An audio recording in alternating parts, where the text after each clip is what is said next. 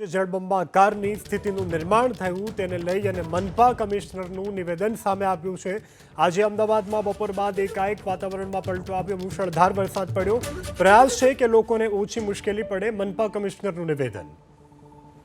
આ વિસ્તારનો મોટો પ્રોબ્લેમ છે ડ્રેનેજ છે। એના માટે એશિયન ડેવલપમેન્ટ બેંક મારફત લગભગ 250 કરોડના આસપાસનો પ્રોજેક્ટ અહીંયા હાથ ઉપર લેવામાં આવ્યું છે। એને નિમિત્તે અત્યારે જે કામ કરવામાં આવેલા છે આમાં લગભગ 2000 mm કરતાં વધારેના ડાયામીટરના લાઇન 11 કિલોમીટર અને 107 MLDનો STPની કામગીરી અત્યારે કરી રહેવામાં આવે છે। એ જે કામ પૂરું થયું છે એ સાઈડ આ સાઈડનું છે, આજે જે મેક્સિમમ વરસાદના કારણે અને વધીને ત્યાં એ સાઈડ તૂટેલા છે। એ કામગીરી યુદ્ધના ધોરણે અત્યારે રાતોરાત એકચ્યુઅલી ક્લિયર કરવામાં આવશે અને મોટરેબલ કરવા માટેનો પ્રયત્ન કરવામાં આવશે। જ્યારે પૂરું નીકળશે ત્યારે પેચવર્ક પણ પૂરું કરવામાં આવશે।